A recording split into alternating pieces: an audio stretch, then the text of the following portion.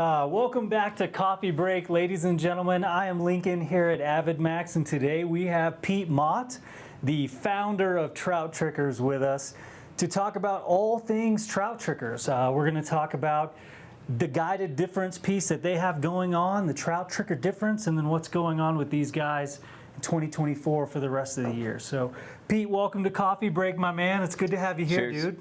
Yeah, thank you. Yeah, for sure. It's good to be here. I fished with you, man, it feels like a month ago. We fished on a couple of different days, and you know, I had the best day of fishing I've ever had, the best 2 days of fishing I've ever had in my whole fishing life, career, whatever you want to call it.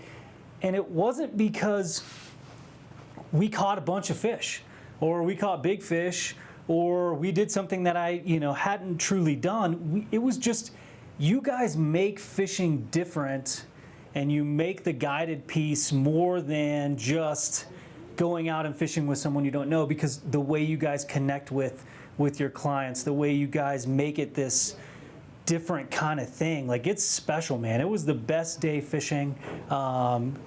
Super stoked to just experience the river from a boat, right? Like, I feel like that's kind of the thing a lot of people don't understand is when you wade fish, and that's all I'd done for the longest time was wading in, fishing, you're only hitting these seams that are accessible from the bank.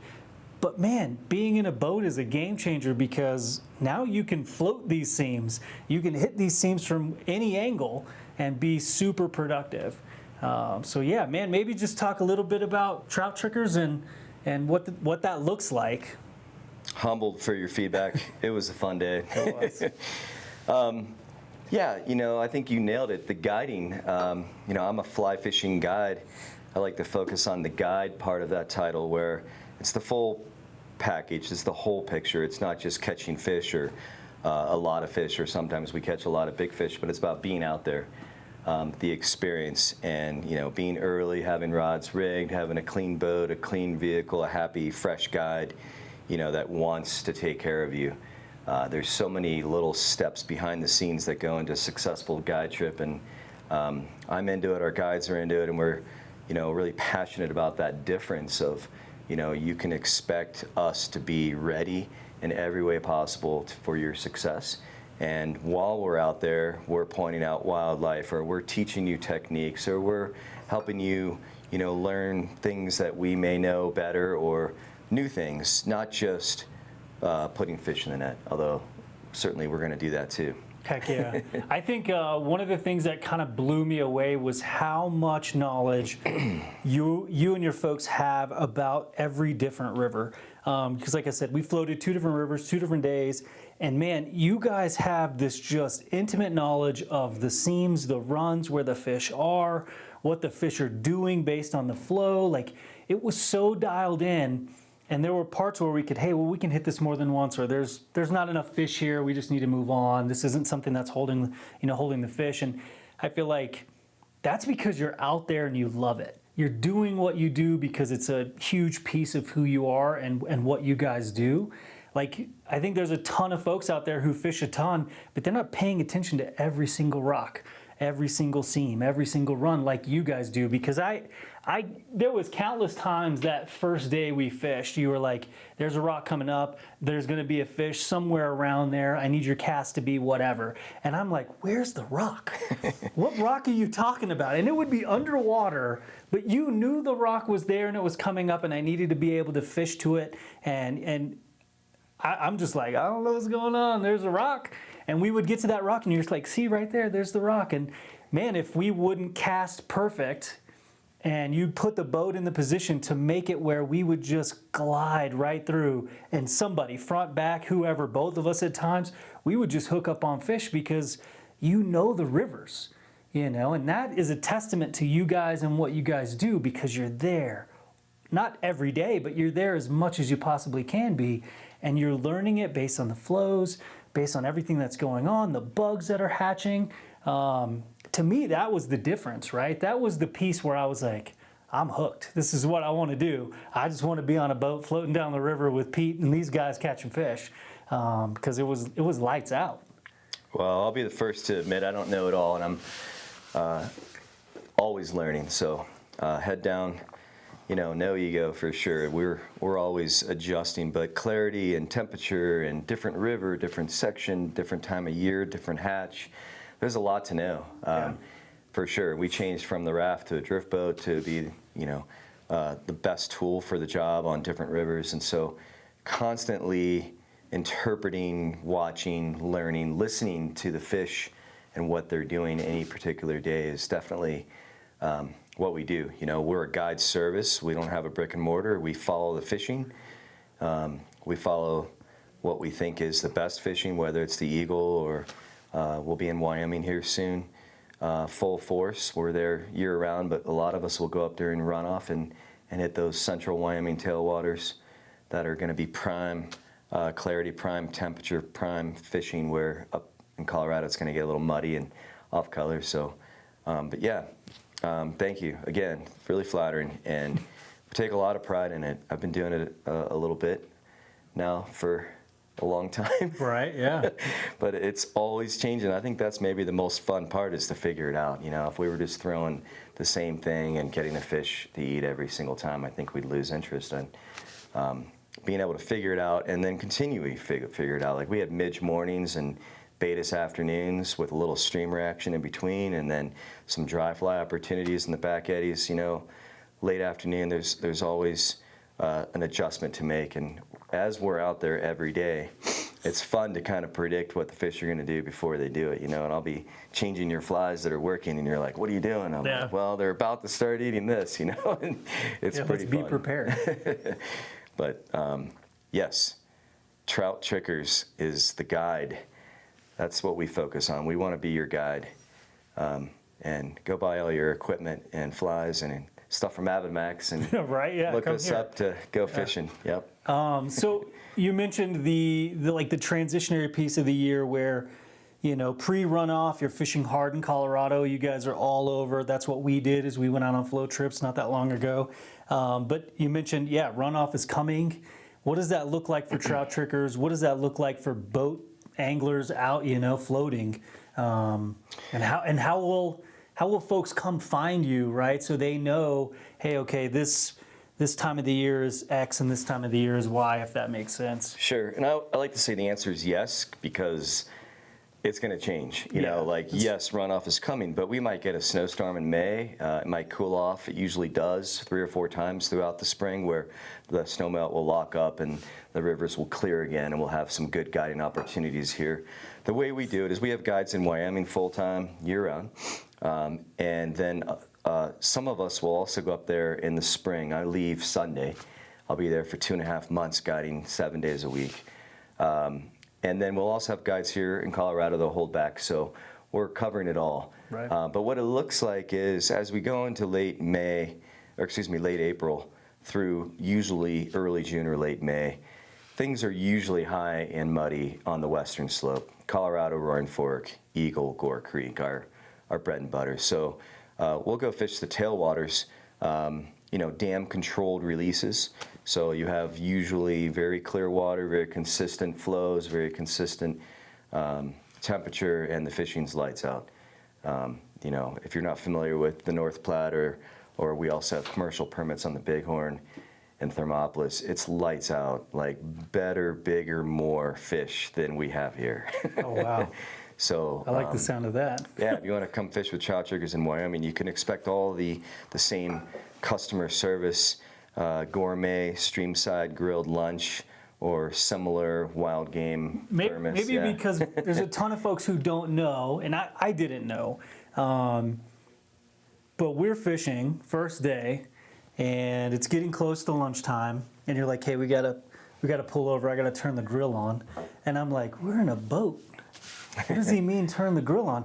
And so we pull in, kind of like, we're not hung up anywhere. We're just kind of in this little back eddy. You get a grill going. We get roasted peppers, roasted quail, sausages. It was like 5 different kinds of sausages. The other boat pulls in. We're all just hanging out. We're getting to talk and share what happened that day, what we've learned and experienced. And then all of a sudden this food just starts getting passed around. And I don't think I've ever had, smoked quail or grilled quail or whatever it was that phenomenal in my entire life. I've eaten a ton of sausage here in Colorado, elk sausage, bison sausage, but man, the differences in the stuff that you had, like it was just like something totally out of a movie in my mind. I was like, man, this is not normal, but that's the normal Trout Tricker difference is you're gonna have this lunch that's gonna be out of this world. Yeah, it's not normal. In fact, I don't think anybody does it even close, but that's Trout Trickers. We want to do it better than it's ever been done before. In a soggy turkey sandwich wrapped in cellophane, box lunch, you know, it just isn't us. We're always going to go out of our way to make lunch be an additional part of a great day. You know, it's just one component, but it's a significant component. And that day we grilled quail, we had jalapeno elk, cheddar sausages, we had wild boar, mushroom, Parmesan, spinach sausages, and we had antelope, rabbit, habanero, and dried cherry sausages, peppers to make the plate colorful and all the work. So yeah, I appreciate, again, the feedback, but that's what we do. Maybe we'll grill brats one day and tone it down a little bit, but we'll always try to make it, and we'll make it something significant and different and better, you know? Yeah, so it was. And even the next day when we were in Rafts, couldn't have the grill, but we still had this phenomenal homemade stew. It was like white chicken chili with cilantro and jalapenos. Like it was just another elevated experience on the river where it's not just about fishing, it's about the entire day. Everything you're gonna learn, everything you're gonna experience, the things you're gonna see, and oh, by the way, the food that we're gonna share with you is not just a box sandwich. Like that to me takes it to this other level where it's like, man, this is an experience that families need to do together, that husbands and wives, fathers and sons and daughters, like, because it's so much bigger, right? It's bigger to me than just fishing. It's an experience, and I don't know how to put it into words, right? And that's, I think, the thing that a lot of us that have got to fish with Trout Trickers, like, we're just like, shit, I don't know how to say this, how epic it truly was, because it's not, like I said, it's not about the fish. It was about being there and experiencing it. And that's truly what it was for a lot of us. So thank you. Yeah, it's definitely about being out there and having everything just right, you know, in an elevated way, you know, good equipment, the right fly, clean equipment, an awesome epic lunch. Yeah, and a lot of fish, you know. Usually, usually it's a lot of fish. I was in the front of the boat the first day, and I think I had like 27 fish. And then the next day I was in the back of the boat, and I still had a double-digit fish day. Like experiencing the difference, you know, what's the front look like from the back when you're fishing? How do you cast? Yeah, like, I mean, it was so much fun to learn and so much fun to experience. And we got a dude here that ever since I've worked here before Thanksgiving, very quiet, very much in a shell. And now this guy is known as the Destroyer because the day he fished on Sunday with us was like, he had like a 35 fish day. It was crazy. Insane. I was like, cast there, then count to 3, set every the hook, cast. and you'd get to 2, and it'd be like every cast this guy was making, and I was just like, wow. And that he's not the same anymore. Like the Destroyer is now this like, I'm out of my shell and I'm having a good time. Like he experienced something that like awoke something inside of him, if you will. And yeah, it's really, really cool to see. Super stoked. Honored to be a part of it. So maybe we transition to what? So you said you're leaving this weekend. Yep, I leave in a week, and a lot of our guides will be up there in a few weeks as well, or sooner. And we'll be there all through May, through June, like 7 or 8 of us. Yeah. We've got some big trips. It's a great place for us to guide during runoff here. The clients that we have here are return usually over and over customers. It's fun to show them something different, and sometimes a lot better than anything Colorado has to offer. Wow. I mean, it's just lights out. The average fish population per mile in the North Platte right now is 3,500. Gold medal in Colorado is 2,500-ish. Oh, wow, okay, yeah. So take out the third, difference. And Goodness gracious. And they're like really well-fed, strong, athletic, airborne, feisty cut bows. You know, my perfect trout. 17 inches is like average. I mean, we go way into the 20s all the time. So it's a incredible resource. Great time of year to take advantage of it. The nymph fishing is powerful. That's, powerful. If we caught 27, Yeah. let's have this coffee talk again. Afterwards? You're gonna have, 45. Wow. Yeah, on a good day. I mean, it's hard to predict. But Yeah, fishing is different every day. Fishing's fishing, and I'm a fisherman. I'm not a catcherman. Yeah. Someone once said to me, and I like that a lot. We're out there for the experience. We're out there to be fly fishing. It's fun to be fly fishing. It's fun to. The act of fly fishing is fun, right? Yeah. Learning about bugs and learning about where to cast, and reading water and managing hydraulics and all the components of it. But definitely we're in it to win it and catch a lot of fish. And Wyoming is a powerful place. So I'm excited to show you to you in the front of the boat Yeah. and the back. Either way, I'm good. I think it's just being able to be out there. Yeah. Maybe just so folks who've never done a float trip, what do they need to do? Like, what do you need to bring, right? So you mentioned you hadn't floated before, and we have that often. The boat, I describe it as the Cadillac. There's cup holders, there's dry storage. The cooler is right there. If you're waiting, you're not carrying your Yeti cooler. There's all those amenities of you're on an elevated, firm, stable platform to cast from, to be able to see the fish rising from or interpret the lanes from. It's a really nice environment, office, we like to call it, to fish from. And there's so many more advantages. Like, we'll fish on a normal North Platte day, we'll fish 8 miles, sometimes 12. You don't wade 2 miles, right? So we're going to be able to take you over more mouths. Okay, we can float over private property that you cannot stand on. So we have other advantages in the boat of being able to go places you couldn't go to. Or it's a lot of great float fishing holes you can't wade. They're up to your chest or further, right? So we can do all of those components from the boat and show you an elevated experience, if you will. It's a great way to be, yeah. So should folks bring waders? Should folks bring wading pants? Like, as it gets warmer, I can imagine you could probably do shorts and flip-flops.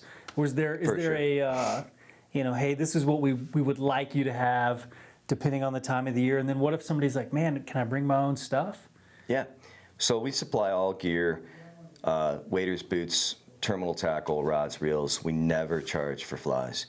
So you could show up as a dude off the street who's never fished but just got a fishing license and jump in the boat and go. My common answer to what do I need or what should I bring is a smile. Heck yeah. Because we got you. You need a fishing license. You got to sign the waiver. You should have a rain jacket. You should have polarized glasses, hat, extra layers just in case. Right. Maybe that includes waders. But we're prepared to give you everything to just step into my office and start having fun. Catching fish. Yeah, man. I think what was cool is you had so many different rods that we could try out. We could try like you said, we did a ton of nymphing, but then at the end of the day when we were coming off, I think it was the Roaring Fork, and I started stripping streamers, and it was just like fish after fish just destroying this giant streamer setup. It was like giant white streamer, leech, like it was insane. I was like, this is epic. It's just so much fun to try different stuff and see it working, because you guys got it all dialed in. Like you said, you could show up, bring your smile, you're going to catch fish as long as you let me teach you how to fish from a boat.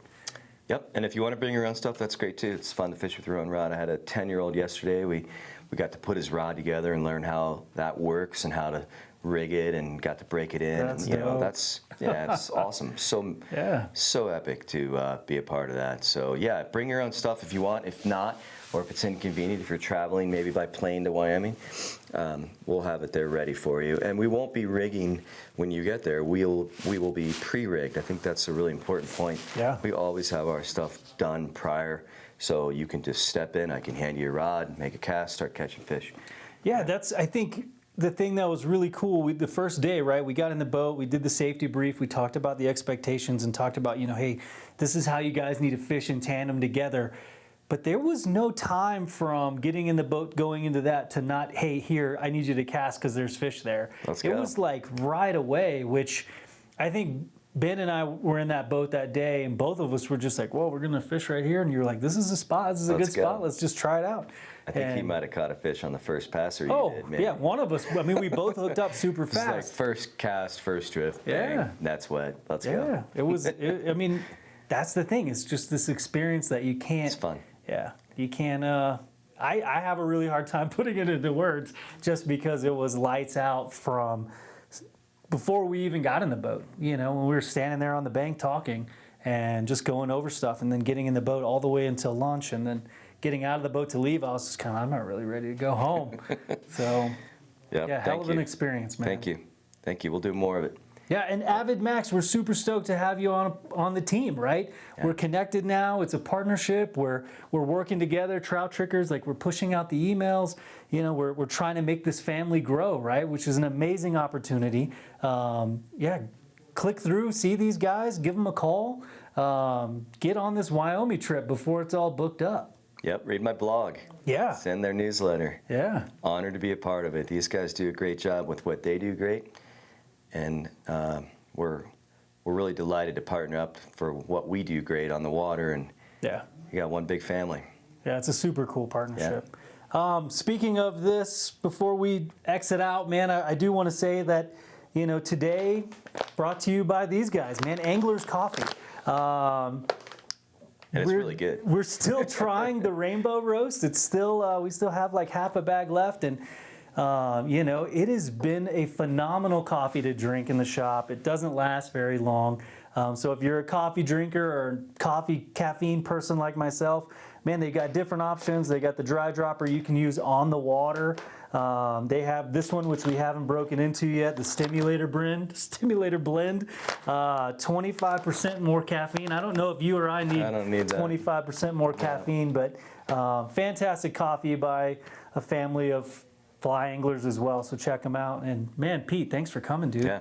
Come fish with Trout Trickers in March. Yes. Don't forget March. It's the best month of the whole year. Everybody's thinking winter and Yeah. skiing, but come fishing. It's rested fish, the first available food sources. You got hungry, unaware, on their guard, lots of fish. You got to experience firsthand. But March, For sure. by far the best fishing month of the whole year in Yeah. Colorado. It was epic. I'm Yeah. like already, I'm already taking reservations for 2025. oh, I believe Yeah, it. it's I like believe it. best fishing day of your whole life. So March. March. Let's do it. Yeah, dude. March I'll see you 2025. next March. Hell yeah. Sounds good. All right. Cool. Thank Sweet, you. man. Right on. Appreciate it, brother. Too easy, coach.